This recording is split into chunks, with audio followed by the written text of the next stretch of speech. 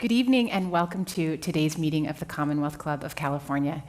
You can find the Commonwealth Club on the internet at commonwealthclub.org, see our videos on YouTube, and catch up with us on Facebook and Twitter. This program is part of the club's Good Lit series, underwritten by the Bernard Osher Foundation. I'm Dr. Lucy Kalanithi, faculty member at Stanford University's School of Medicine, and widow of Dr. Paul Kalanithi, author of the New York Times bestseller, When Breath Becomes Air. I'm also your moderator for today's program. It's my pleasure to introduce today's guest, my future friend for life, Joyce Maynard, journalist and author of 17 books, including the novel To Die For and the memoir At Home in the World. We're here today to discuss her new memoir, The Best of Us. In 2011, in her late 50s, Joyce met the first true partner she had ever known. She says Jim Beringer asked real questions and gave real answers. He loved to see Joyce shine both in and out of the spotlight, and he didn't mind the mess she made in the kitchen. He was not the husband she imagined, but he quickly became the partner she had always dreamed of.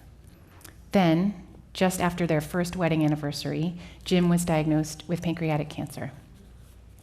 For me, Joyce, reading this was a real gift.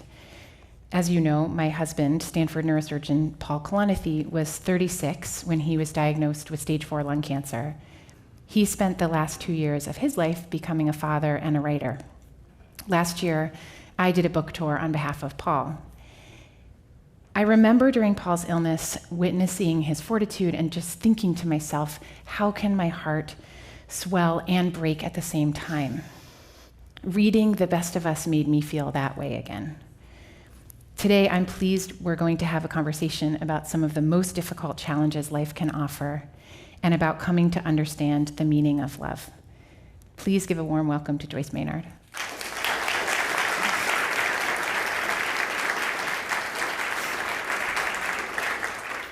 Oh, thank you, Lucy. I have looked forward to this conversation so long, you cannot imagine. I read Paul's book. I couldn't read Paul's book for a while, and I read Paul's book during the very last days of Jim's life. And as I told Lucy before in the green room, I had 2 tickets for Jim and me to come see you at the Commonwealth Club on what turned out to be the day he died. So this is a long deferred meeting, and not the last, I hope. I also want to thank all of you who are here tonight. I see some familiar faces and old friends, and other faces I've never seen before who also feel like friends. And I want to congratulate you for being here. This is the kind of conversation that many people feel unable to engage in, and I do not judge them for it. But it is too difficult. I'm sure you have encountered this too, Lucy. It is too difficult for some people to look square in the eye of an experience that all of us in this room will share, perhaps the only experience that we will all share, which is death, and another that we are all very likely to share if we're lucky enough to live long enough, which is that we will lose people we love. So good for you for being there. I believe in shining a light on the difficult topics, and then they become a little less difficult, maybe. I'm going to read a little bit from this book, and then I'm going to get to talking with you, which is what I've been looking forward to so long.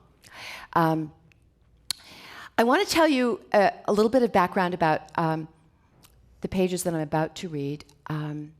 And this might shock some people in this room. It wouldn't shock anybody who's a writer, I think. But I've been a writer for 50 years. I've been a writer longer than I've been a parent, longer than I got to be a daughter, longer than I got to be a wife. It's the thing that I have done most consistently all my life. And it is the thing I go back to always. Jim died in the middle of the night on June 16th last year. I was there in the bed next to him. I wasn't really sleeping anymore. I was sort of half sleeping in and out. And I woke up at about 1 in the morning and put my ear to his chest, as I had come to do often during that period, and realized he was gone. And I lay there beside him. I'll be very clear with language, beside his body, because it was no longer fully him, for about an hour. And then I went downstairs and I made a pot of coffee. It was way too early to call anybody, my children, his children, friends. I opened my laptop. That's what I know to do. And I'm going to guess you know that it was no indication of insufficiency of love that I did that. But this is what I wrote that night. On the 4th of July weekend, 3 years ago, at the age of 59, I married the first true partner I had ever known. We spoke our vows on a New Hampshire hillside with friends and children gathered as fireworks exploded over us and a band backed us up for a duet on a John Prine song. That night, we talked about the trips we'd take, the olive trees we would plant, the grandchildren we might share. We would know in our 60s the love we had yearned for in our youth. Each of us had been divorced almost 25 years. How lucky, everyone said, that we had found each other when we did. Not long after our 1-year anniversary, my husband was diagnosed with pancreatic cancer. 19 months later, having shared a struggle that consumed both our lives in equal though different measure, I lay beside him in our bed when he took his last breath. I had once supposed I was done with marriage. A few decades of disappointments and failures had left me reluctant to try again. Then I got married that second time to Jim, but with the belief still that nothing and no man, not even one I dearly loved, could alter my course of fierce and resolute independence. I came and went, always happy to see him when he picked me up off a plane, but happy to hop on the next one that would take me away again. I had my life, he had his. Sometimes we'd share them. That was my idea, though never my husband's. Not until we learned of his illness and we walked the path of that terrible struggle together did I understand what it meant to be a couple, to be a true partner, and to have one. I learned the full meaning of marriage only as mine was drawing to a close. I discovered what love was as mine departed the world. This is our story. And I'm going to read one other section from this book, which is a uniquely San Francisco-based section, so it felt like the right thing to read for you tonight. By the time we get to this point, I'm not giving away anything. You know how the story ends. Jim had received a diagnosis that many people would consider a terminal diagnosis, but we never viewed it that way, as you know. We fought it every step of the way and actually maintained an enormous, almost irrational level of optimism. And we could talk about that, perhaps, where that comes from. But by this time, Jim had undergone 7 rounds of the toughest chemotherapy that there is, probably, 3 rounds of radiation, and a 14-hour surgery called the Whipple procedure. That is basically the only option that exists that might conceivably allow a person diagnosed with this cancer to survive, and probably still they won't. And then the cancer came back. So it was June, Jim's birthday month. We were coming up on the day whose coordinates I had recited 500 times over those last 19 months in one doctor's office or another. Jim's 64th birthday, the age Paul McCartney had written a song about when it seemed so incredibly old. Will you still need me? Will you still feed me? Only 64, I said. Some months before this, when so much still seemed possible that no longer did, I had asked Jim to get us tickets to see Bob Dylan at the Greek Theater. They didn't come cheap, but remembering times when he'd let assignments like this one slide, he bought us 2 great seats for his birthday weekend. We were well over a year into cancer treatment, and with as much hopefulness as we still possessed, we had also learned that when there's something you really want to do, you shouldn't put it off. Bob Dylan. I think I was 13 years old the first time I heard him. That would have been my sister's Columbia Record Club album, The Freewheelin' Bob Dylan. I fell in love with him then, studying that photograph of Dylan walking down a street in Greenwich Village, holding the arm of a beautiful young woman, looking like two people who would be in love forever, though, of course, they wouldn't.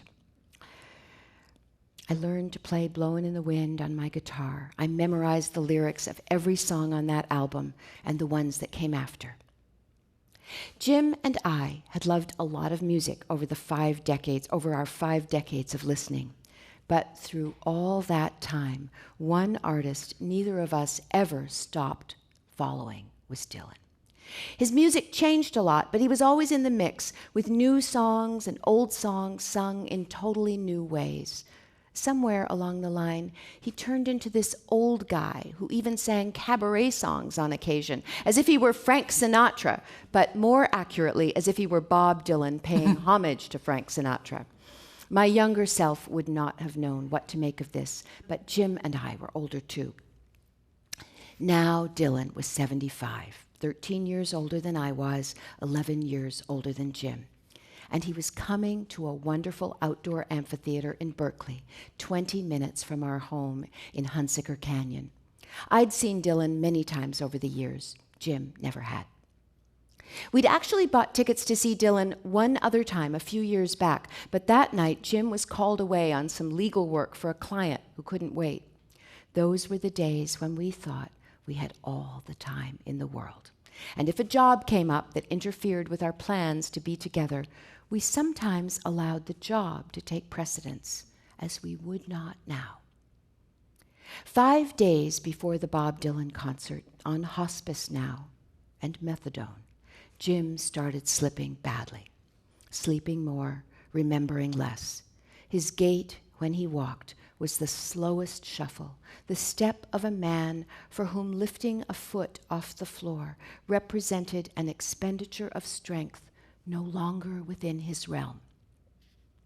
He was barely eating. Even the apple pie I'd made him sat untouched on the counter. His eyes had taken on a look I had not seen before. On the last occasion we'd gone out to a restaurant, lunch in Lafayette, sharing a fish taco and a margarita, I recognized that the people in the restaurant had been staring at us uneasily, as if we no longer belonged in a place like this. You couldn't look at Jim anymore and fail to recognize he was a dying man. As the date of the concert approached, June 9th, a Thursday night, the idea of making a trip to a concert in Berkeley, the idea of making a trip anywhere, seemed impossible. I even went on Craigslist with the thought of selling our tickets or trying to, but I didn't list them for sale. Forgetful as he had become, Jim kept telling the hospice nurses and friends who came by that we were going to see Bob Dylan Thursday night. I'm taking Joyce on a date, he said, though I doubt they believed him. The Greek Theater is an outdoor venue, and even in the middle of the hottest summer days, my husband got so cold now he hardly ever wanted to be outdoors, never mind at night. That morning, though, we agreed we were going to this concert, and Jim rested up all day to be ready. The music wasn't going to start until 8 with an opening act, but knowing how slowly Jim was walking, I knew we'd need lots of time getting there. He dressed up for this. He wore his black jeans with a belt that had a silver buckle, and a black turtleneck sweater and black boots, and a black hat, a little like the one Walter White wore on Breaking Bad. He looked like some old rock star, a very old one. I wore my special leather jacket with fringe that made me feel like some rock and roll musician's girlfriend, which I was, actually. On the drive over, we talked about what songs we hoped Dylan would play. His choice was Subterranean Homesick Blues. I said Sad-Eyed Lady of the Lowlands, though we both agreed that on any given day, we might have made totally different choices. At the parking lot, we got a handicapped parking space, but there was still a significant walk to the amphitheater. With great slowness and some pain, no doubt, he made it, though making it along that 3-block stretch of sidewalk took most of an hour. We sat on the concrete then, but with Jim's inflatable pillow under him and blankets, waiting for the show to begin. Only then, Jim's eyes started to close, and he started rocking side to side in a way that had nothing to do with music, because the music hadn't started yet. If I hadn't held him up, he would have flopped over. I brought him to the medical tent. Except for the part about how it breaks your heart, it's not so difficult holding up a 90-pound man. Here was one good thing about having a medical issue at a concert in the San Francisco Bay Area. If it's a rock concert, the people helping you out will be a team of great old hippie RNs. Also, a few young ones from a group called Rock Medicine that grew out of a project the rock promoter Bill Graham started long ago, back in Janis Joplin days, back when the medical issue for people attending concerts was bad LSD trips. These nurses all work for no pay, just love of the music and a belief, as they explained to me that night in the tent, that if at all possible, a person experiencing medical difficulties at a rock concert should receive a little help so he could get back to enjoying the music. Regular hospital nurses, looking at Jim as he was at that moment, would have told me I'd been crazy to bring him here in the first place and instructed me to get him home right away. But the rock medicine nurses were there because they loved music, and they believed in the medicinal effects of rock and roll.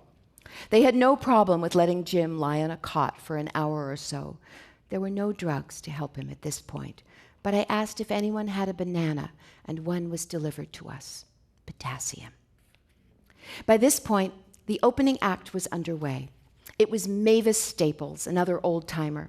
From where Jim lay in the tent and I on the floor beside him, I could hear her belting out her songs from the stage while the nurses talked about recent shows they'd seen and others that were coming up: Stevie Winwood, Bonnie Raitt, Joan Baez.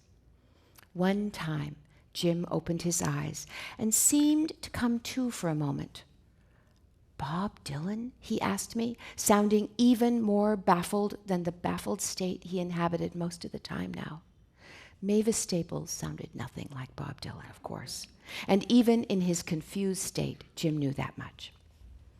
He lay there for close to an hour while Mavis performed. At one point, he took a bite of the banana.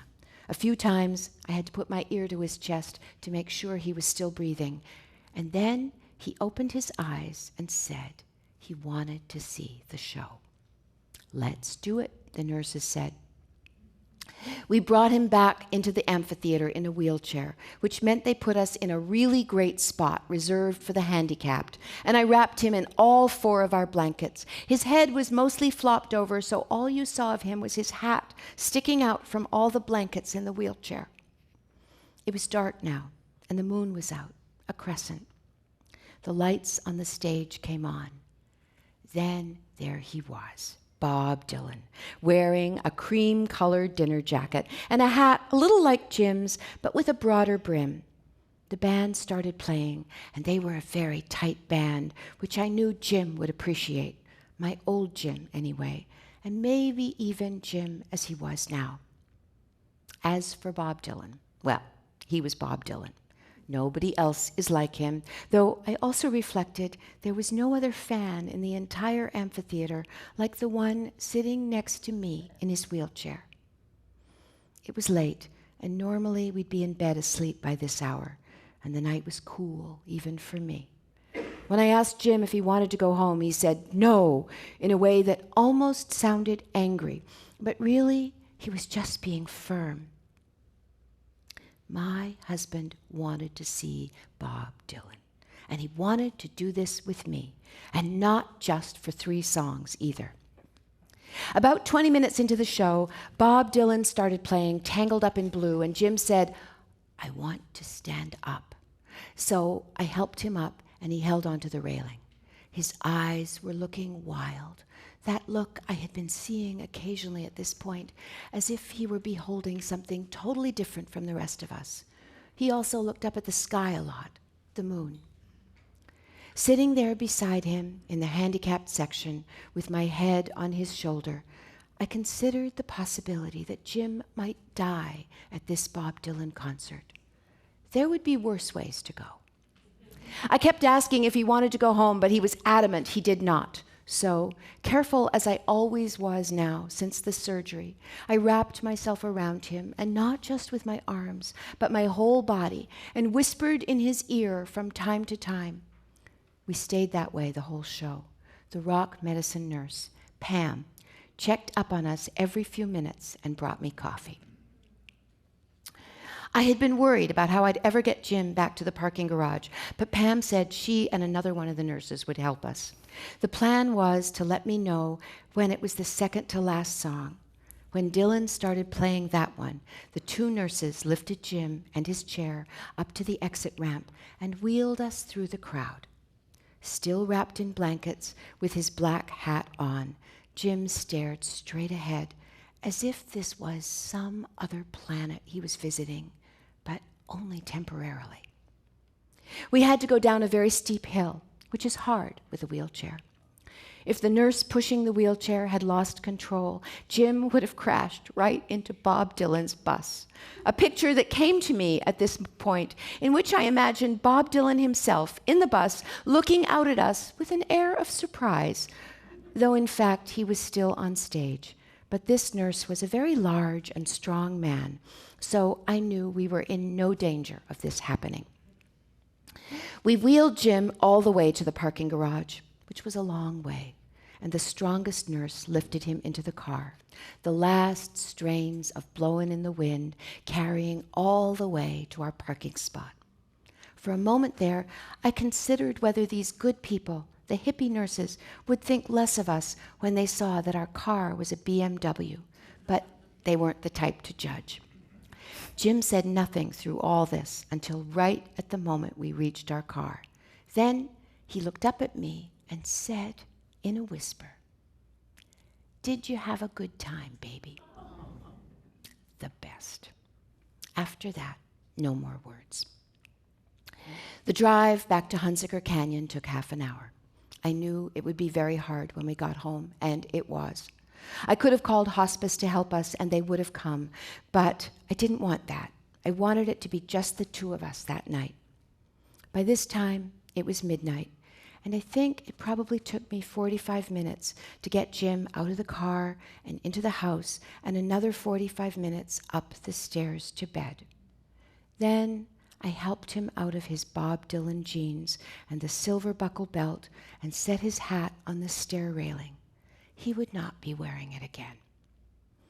But, as promised, my husband took me to see Bob Dylan that night. He took me out on the town. He was a man, and always had been, who knew how to show the woman he loved a very good time.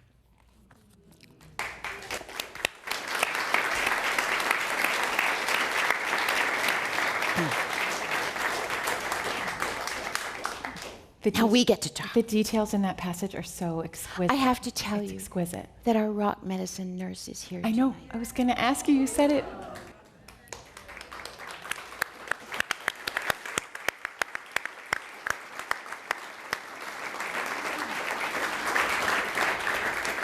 As are a couple of guys from Jim's band. Storkzilla. Yeah. Cheers. Yeah. In the world of healthcare, we talk a lot about patient-centered care, and that concept of getting people back so they can enjoy the music is maybe the best line I've ever heard about patient-centered care and what that means. So my first question for you is just, how are you? Jim died about 15 months ago. 15 months ago, and you've you're grieving in public and you're grieving in private, and I'm just really curious how this all feels for you. I never cry when I read these. I actually feel happy. I really love to share this. I haven't. So I explained before I started to write this book the day Jim died, and so far my whole life has been focused on telling this story and then now sharing this story, and I feel so lucky. Most people don't get to do that when somebody they love dies. So I haven't known the life after this book yet, but I'm okay. I've had a monumental oceanic loss, but I didn't lose everything. There are some, and I know this must be true for you too.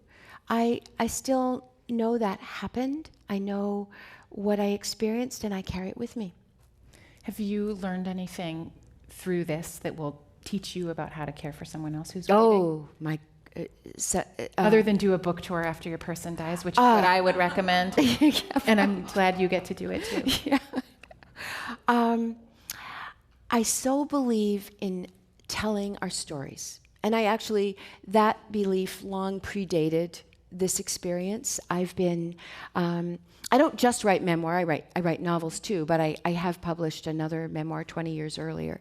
And I teach memoir, and that's been my labor of love for about 20 years. And whether or not, it's not about getting people to publish their memoir or go on Oprah, quit their day job.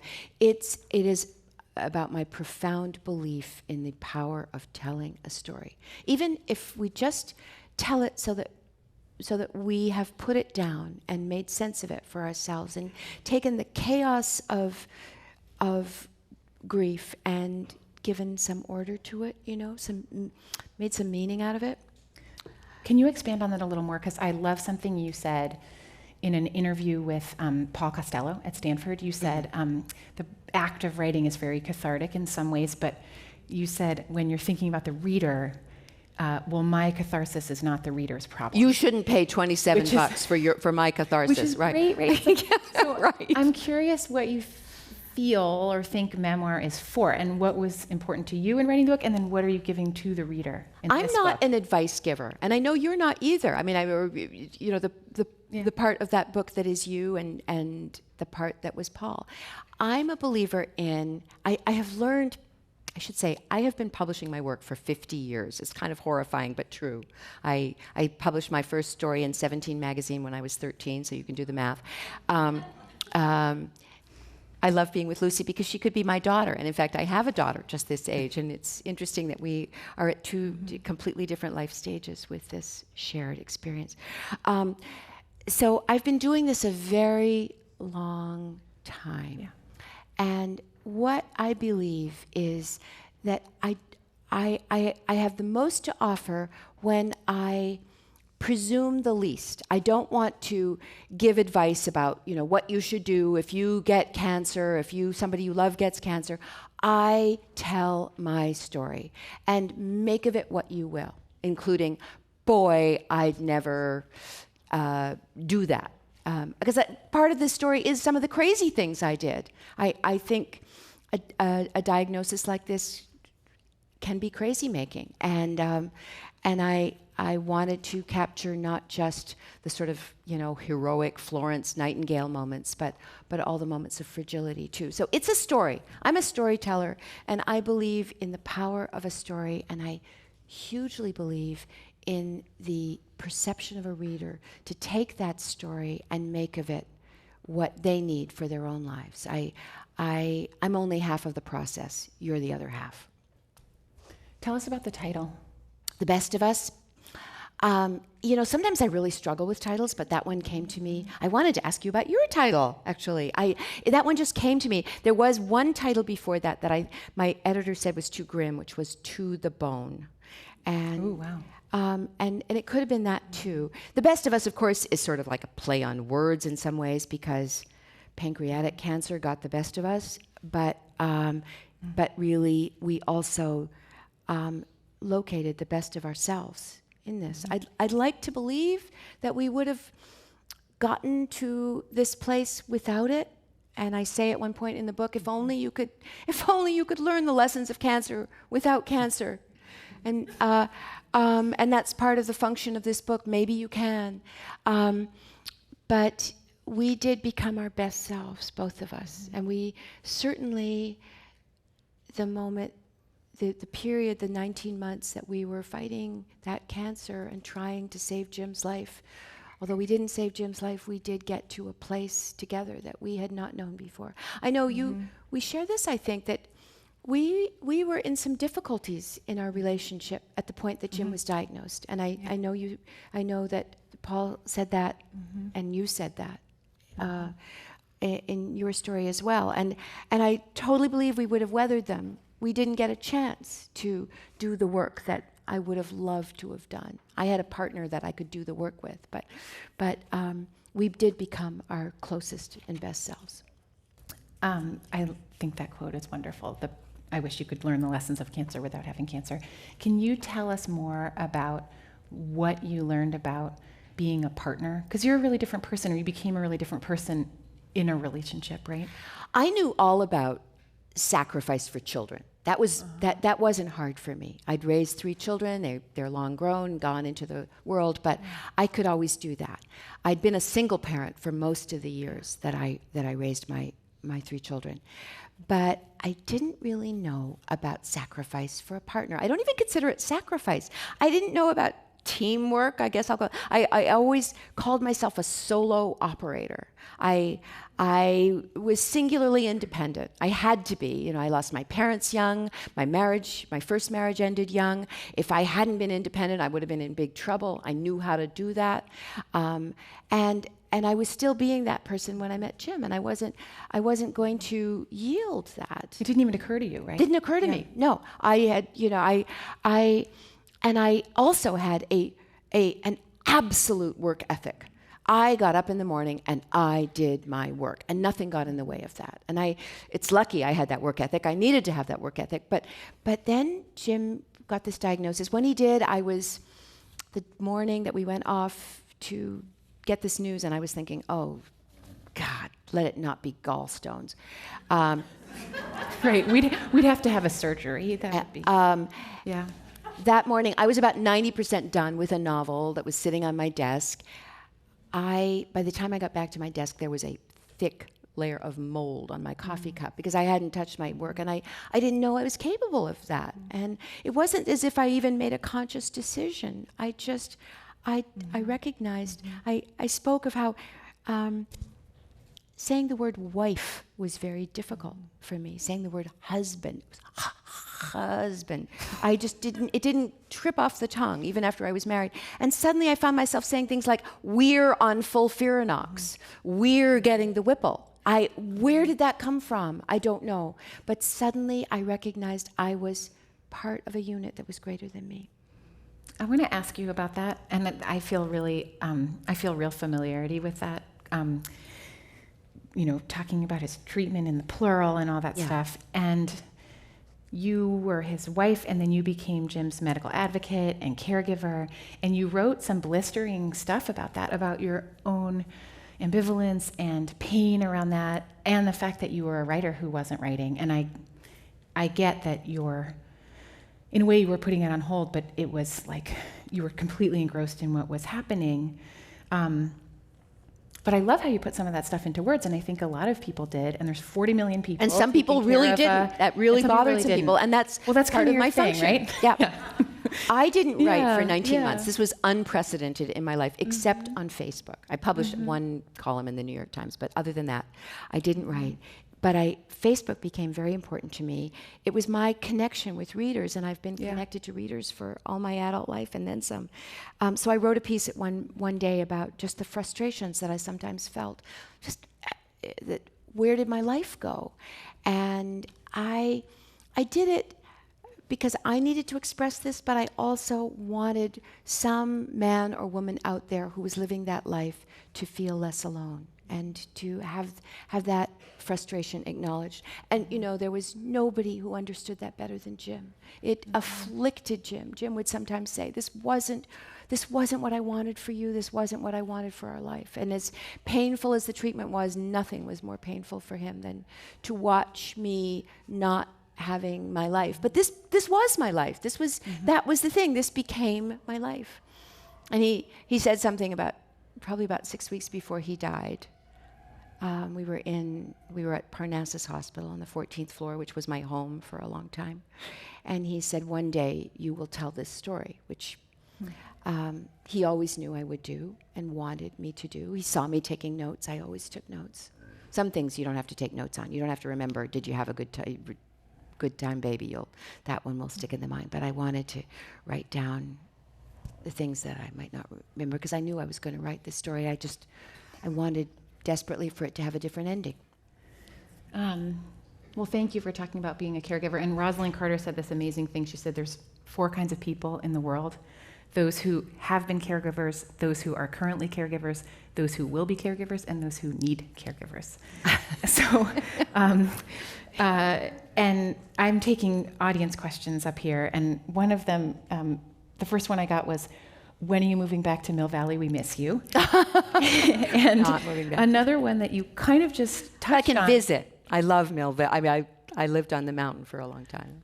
I can go hike on the mountain. Another question you kind of just touched on was, somebody wrote, what did Jim do to make the process easier for you or help to work through your fear, anxiety, and grief? Jim allowed me into the most intimate experience that a person can have. You saw that slideshow. I wouldn't have loved him any less if he hadn't been this very handsome, debonair man, this beautifully dressed kind of, romantic character in his, BMW. Actually, it was a Porsche, but we were zipping around, having this sort of, life that I'd never had before. I would have loved him if he hadn't been that person, but all of that went away, and he allowed me to see him in his most naked and humbled self. And that was a gift. We met on Match.com. I always like to say that because I like to inspire people, who are this age. Don't give up. I met a lot of other people on Match.com too, but that I didn't marry.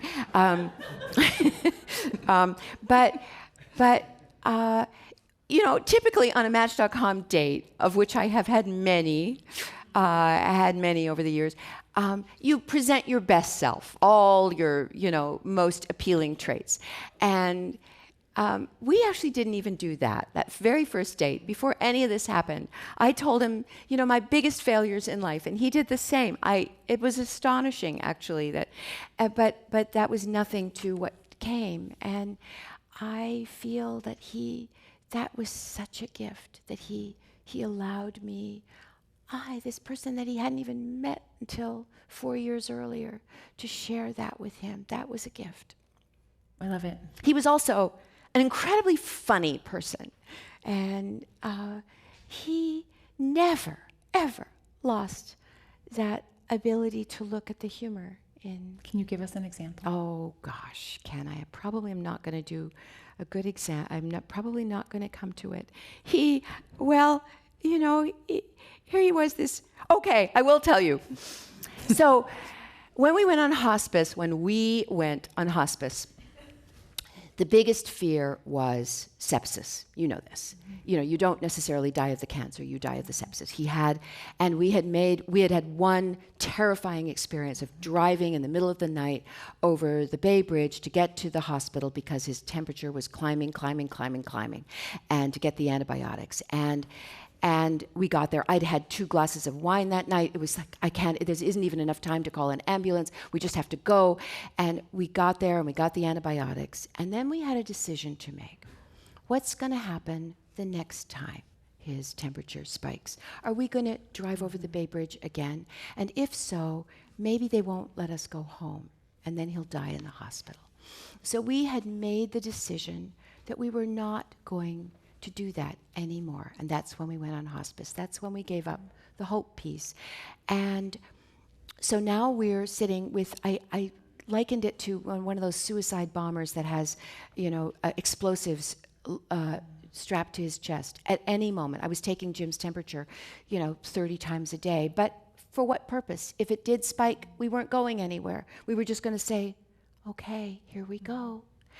And we were there, and this was just during the period when the Warriors were in those playoffs with the Cavaliers, the first time round. And we were really invested in those playoffs. I think it was very sort of symbolic for us. And Jim always put on this yellow shirt, and we went over to a friend's house to watch the games. The shirt was like, we could have put 3 of Jim in it. And we were watching one of the games where the Warriors were losing badly. And Jim was coming in and out of consciousness, but he wanted to be there at that game. And he woke up at one point, and Steph Curry was definitely not at his best. He kept on missing baskets. And Jim kind of came to, and he looked at the screen, and he said, Steph Curry's gone septic.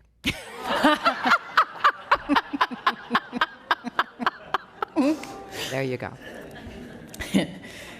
I want to share something you wrote about that pivot when you entered hospice. You said, well, this is about when the time came that Jim was told chemotherapy was no longer an option for him, and he lied, incidentally. My Eagle Scout husband, who never lied. We went to see the oncologist, who I loved. Oh, yeah. And he was desperately trying to get one more round of chemotherapy, even though he was in stage 4, and there was a time when he knew that stage 4 meant you were never going to get cured, but he'd kind of forgotten that. And he just wanted to get a clinical trial. He just wanted to get chemotherapy. And Katie said, how are you doing? Dr. Kelly said, how are you doing, Jim? And he said, great. There's something about pleasing your oncologist too. Chemo or no chemo? He just, really, truly, yes, he just wanted to. He just wanted to be a contender. Yeah. But I'm sorry, I interrupted No, you. you wrote about that time. You said that news, no more chemo, was quote harder than any surgical procedure, more brutal than the effects of any chemotherapy infusion. He had lost that last shred of hope, and that had left him in a landscape of desolation more vast than all of the Olancha wilderness. And I'm really curious to know, was there anything else, was there something else other than survival that came to constitute hope during that time? Wow, that's a profound question. Or, like what was Jim's priority during that time? Because previously it had been surviving as long as possible, Yes. and then it sort of morphs, right? We did not match the, I read Being Mortal during this period, and I was not unacquainted with the concept of, at some point you surrender to this experience. You view life, death, dying as a life experience. I think that's a beautiful idea. It wasn't where Jim was going. And we did not talk about dying. Besides his sitting me down one day and telling me who should get each of his cameras and guitars and the passwords, we never discussed it. He basically didn't want to. He was still talking about when the 4th season of House of Cards was going to start, and that was, how good the tomatoes were going to taste that I was planting, that he wasn't going to be around the election we won't get to. But so you could say that's a less spiritually elevated place, but I don't think so, actually. I think it is maybe what some people need, and he was one, was something to reach for always. I tell the story in the book, and as a physician, I'm sure this might have given you a laugh. Once there was no more chemo, there was no more anything, no clinical trials possible. Jim counted on me to come up with something. I always had one more thing in my back pocket, and I was always researching, and I didn't have anything more in my back pocket. But I tried to think of what would be a magic potion? What would be like a magic potion? And the first thought that came to me was the breast milk of newly delivered mothers during the first 72 hours, colostrum. There's no, as you know, there's zero medical research on this topic. I mean, that we did, you can read some things about pomegranate seeds or turmeric, but nothing on colostrum. I just decided that he should have some colostrum. So I had this big Facebook community, and I went on Facebook. I had 5,000 people now following our story, and I said, does anybody have some colostrum? And 3 women FedExed us colostrum on dry ice. Did I think colostrum was going to save my husband? No. Or cure the infection? No. I wanted to have something to give him. And I have no regret about the efforts made to get that colostrum.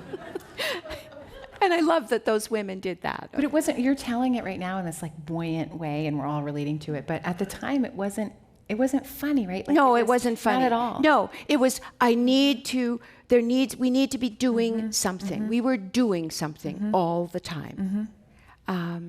There's a reference to the Olancha Wilderness in what you read.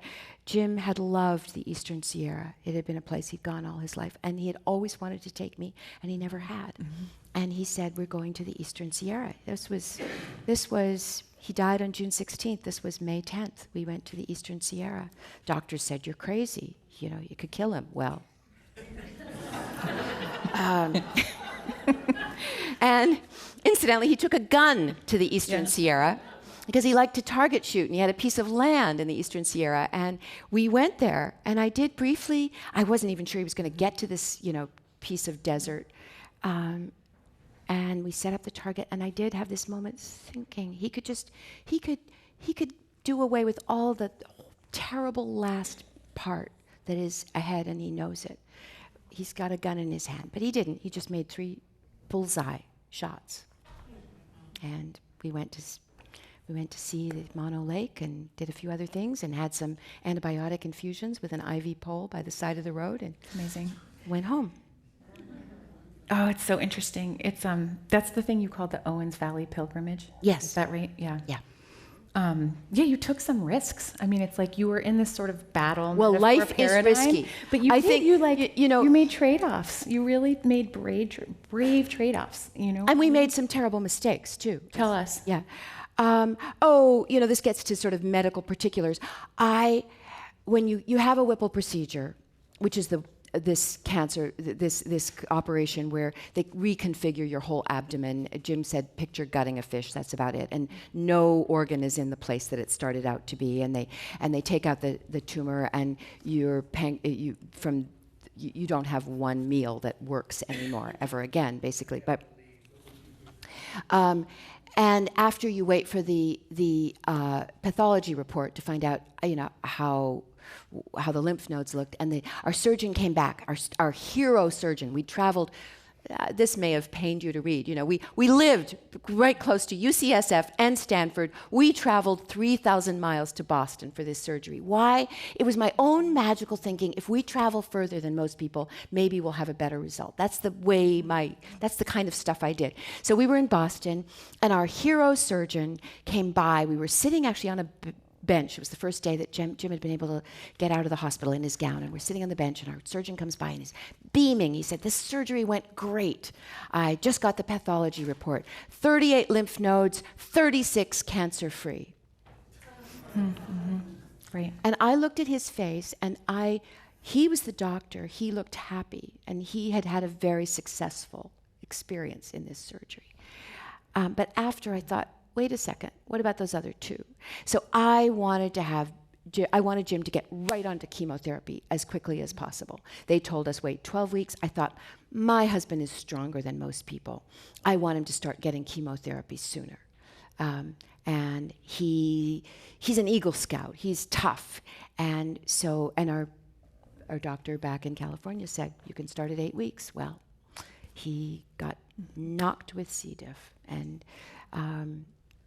And antibiotics didn't work. I got online, started researching, found out about fecal transplants. We did that. Some people were shocked, not me. And we knocked out the C. diff but and I always mention fecal transplant because it has a bum rap, but it's just, I'm sorry, I'm so sorry. What? People are uncomfortable, but it saves people's lives, so I always say that. But anyway, but it was too late. He had been off chemotherapy too long, and he couldn't go back on it. And that probably was the moment we should have known. But I'm glad we didn't know, actually. I'm glad we didn't know. I think this was a very interesting book for me to read as a physician. Like, I kept seeing it through all these different eyes. I really hope physicians find this book. It gives you some insight. It was helpful. I was I wanted to convey what it is like to be a lay person, not an uneducated lay person, a person, who knows how to research, as did Jim, go online, but still, who is having to make these decisions at a moment of, the most terrible moment in your life, and you're Googling stuff. And how on earth are you to know? Yeah. How on earth are you to know? Another audience question that you'll have to follow up on later is, will you help me write my Match.com profile?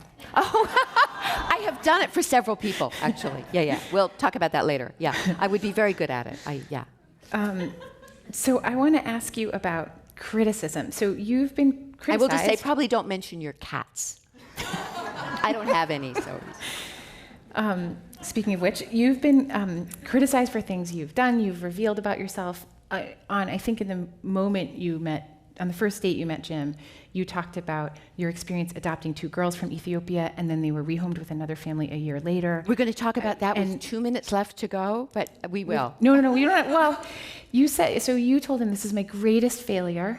Yes. But then you talked about it in this book yourself. Yes, I do. And it led to this backlash on the internet when it happened, and obviously the internet's the meanest place on earth.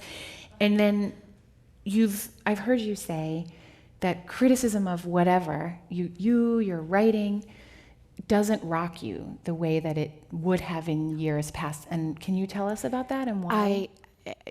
There's no way to tell the story of the adoption swiftly, but I will. Read the book. Read the book, yeah. And my editor did urge me, don't tell that story, you'll lose people there. But it was actually, it totally belonged there because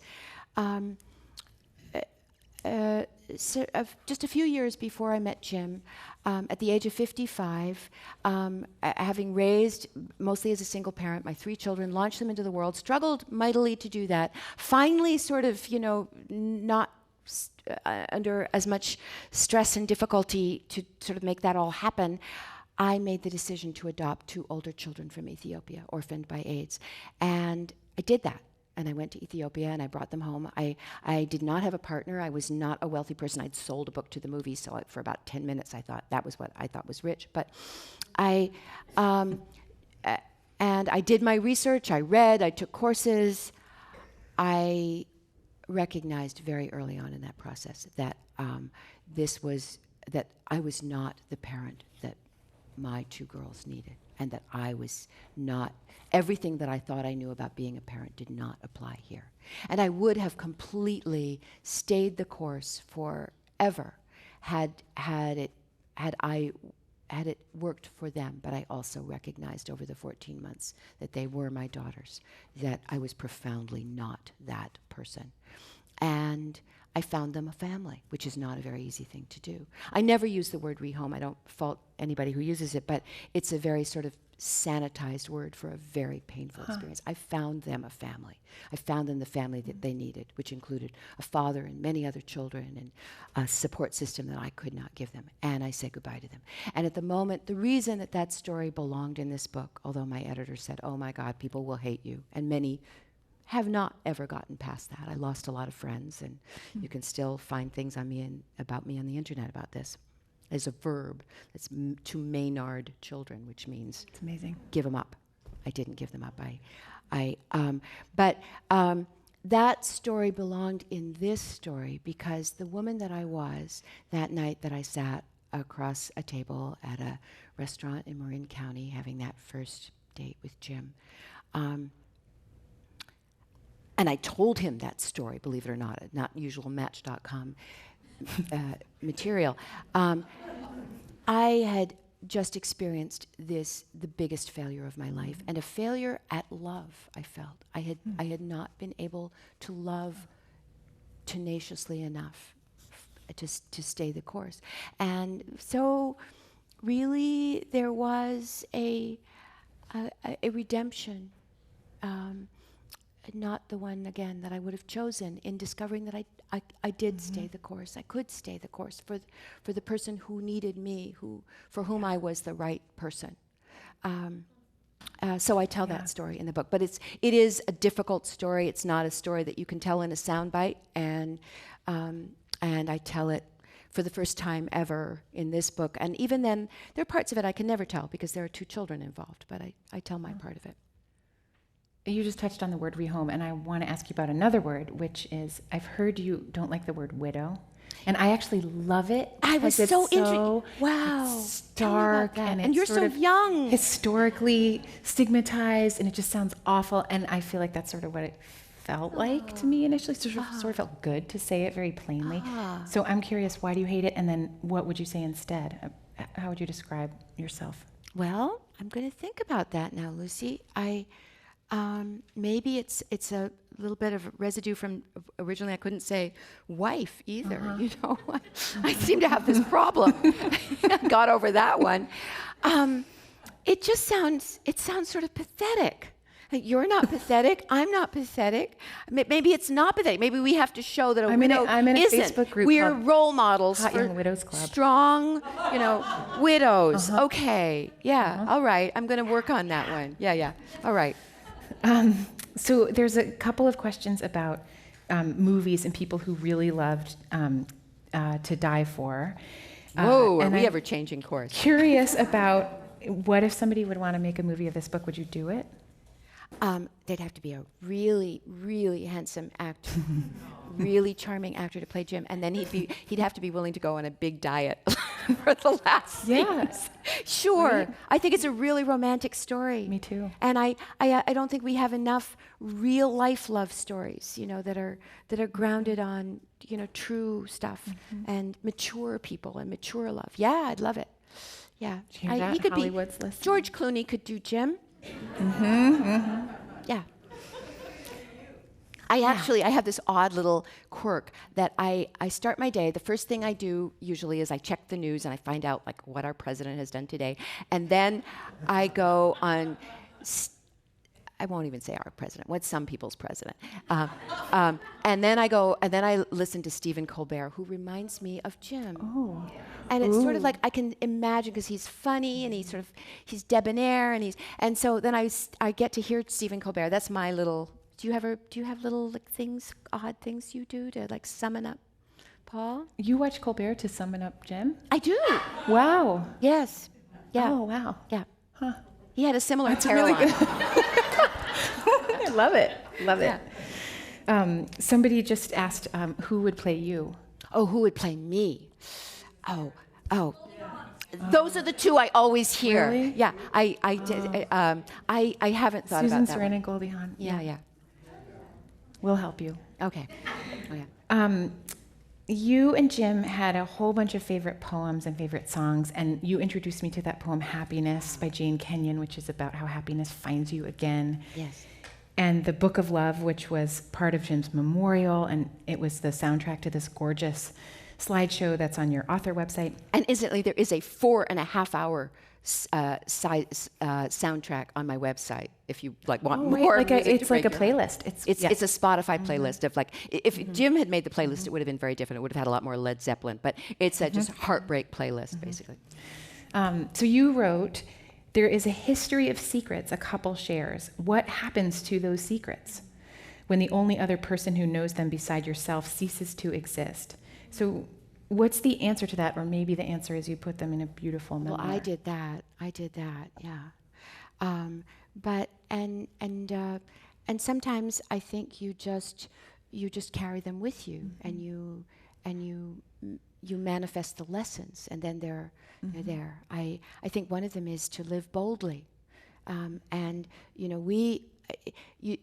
everybody can see that if somebody is at risk of sepsis and they've got infection rampant through their liver, that going to the Owens Valley is not safe. But the truth is, nobody here in this room is safe. We are never safe, and we just have to plunge in anyway. And I find myself plunging in more because Jim doesn't get to plunge in anymore. And so I just want to plunge. I want to, there are worse things than feeling pain. Somebody said I couldn't read this book because it would make me too sad. I don't think feeling deeply is the worst thing. Feeling nothing is a sadder thing for me. I want to feel. I wonder if this is true for you, I sometimes miss the intensity of feeling. We were so, We're a like friend that I was fused. we were just so in that moment at that point. And it's very hard to maintain that, but I miss that. Totally. It's funny. I think is the end of the book like you are literally diving into water? Isn't that? It is. the end? It is. Plunge. Yeah, I swim. People are curious to know if you're willing to share what you did with your wedding ring and Jim's wedding ring, and or if you're willing to share last things that you said to each other. Well, sure. Of course, I'll share that. The last things I'll say, it's not like in the movies. You probably know this. If a person is on morphine, they're gone for quite a while before they're gone. So I choose to think of what Jim said that night at the Bob Dylan concert as the last thing he really said to me. He kind of drifted in and out after that. Our wedding rings. Jim had given me a diamond ring. I'm so not a diamond ring person. And I loved it. And my daughter looked at that ring. She said, "What? Who is this person?" But I came to love that diamond ring because it was Jim, and he was a very traditional guy in lots of ways. Then I had just a plain gold band. The diamond ring was actually an engagement ring, and it was so expensive. I said, "Please don't buy any more of these rings. Enough of it." So I just had this, cheaper, simple ring. Jim had one too, and Jim got so thin that at some point the ring fell off. And he was so distracted by this that he couldn't find his ring and that he had to go get another ring. And he would say every day, "We're going to go into San Francisco, we're going to find a ring." And I think about 2 nights before he died, I slipped my gold band off of my finger and put it onto his finger so he would have a ring on his finger. And I wore that ring for some time. I don't wear the diamond ring anymore. I write something about the diamond ring in the book that I look at it and I hold it up and I see all the little sparkles that it makes, and it makes me think of Jim. But I don't have a husband, and it doesn't feel like. Do you wear your ring? I have Paul's and my engagement ring on this hand. Yes. Not mine, but that's an interesting thing to do. Yeah. So this is a signet ring of Jim's that I wear. Oh, Yeah. that's nice. Yeah. On your middle finger on your left Yeah. hand. We've reached the time where we have one more question, and I know you wanted to do a teeny reading. I want to read a tiny little thing at the end, but I love these questions. These are really great questions. This is fun. Yeah, it is. So your readers have come to know you during these really disparate times of your life for 50 years, and really Yes. different things you're writing about. And in my own life, I feel like I've lived multiple lives. 5 years ago, I was a married physician, and now I'm a widow and a solo parent and the type of physician who talks to you on a stage, Yes. which I think it might be my dream job. Oh. And I'm curious how you manage those big upheavals in your own identity over time, your self-concept or your whatever's coming in your life. And I guess tied up in that is, what do you think is next? I'm a really resilient person, and it doesn't mean I feel any less, but the first time that I was really wiped out in my life was I was 19 years old, and I didn't think that I could go on at that point. And either you don't or you learn how to go on. And so I've experienced a few of those over the years, and I know that I will, and that what I choose to do is take take all the hard things that have happened, and some people become very damaged and bitter by them, but I hope I've become a better person for them. I know I've become a more compassionate person. I feel that. So I have not a clue. I'm traveling all around the country. It's a crazy book tour. I've never done something like this before and never will again. But not because I don't like it. It's just this story. I'll never have this story again. And when I come home, then I'm going to take my dog for a walk and go for a long swim and say, what's my life now? Because you know. And come to dinner at my house. Oh, will I ever? And meet your daughter. My life and your life cannot be an endless memorial to the men that we loved and lost. We're still alive, and it's our responsibility to treasure this precious life we have, this one life that we get. So I think you're saying really beautifully sort of what resilience is or can be. Yeah. Do you want to read it? I would love to close up? So this is a very short passage from the very end of The Best of Us. And I thought it kind of would speak. Well, I'll just read it. Here's what happens when you love someone a great deal and he gets sick and then he dies. All those months you spent taking care of him, it was almost as if the two of you were one person. He was the one with cancer, but the pain consumed you both. You were off in the North Atlantic somewhere, stranded on an iceberg, and though it was brutally cold in that place, and every single thing about being there was hard, you were together on your iceberg. There was hardly one thing that took place that you did not share. Then your iceberg broke in two. You floated off in one direction, he in another. And though the place you ended up is a warmer one, with sailboats passing by, their bright flags fluttering in the breeze, and people waving and calling out to you, sunshine again, and maybe even porpoises circling with their smiling faces, your fellow traveler has disappeared. His iceberg melted away with him on it. New things are happening now that you experience and he does not. Some wonderful, some awful. What would Jim have thought about the election of Donald Trump? That would have killed him, I said to a friend the morning after, if he wasn't dead already. Maybe this is what people mean when they say life goes on. This is the good news and the terrible. It began that summer, this process of drifting off to sea. It doesn't mean you cease loving the person who left. Everything you had and everything that happened remains with you. Life doesn't stop, is all. Not yet, anyway. Thank you so much. Thank you. I love this. Can we go out on the road on this? Yes.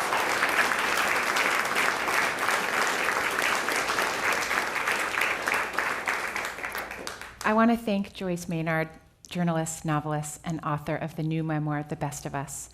Thinking about the words to that song, The Book of Love, your love story was not long. It was certainly not boring. It was gorgeous. We also thank our audiences here and on the radio, television, and the internet.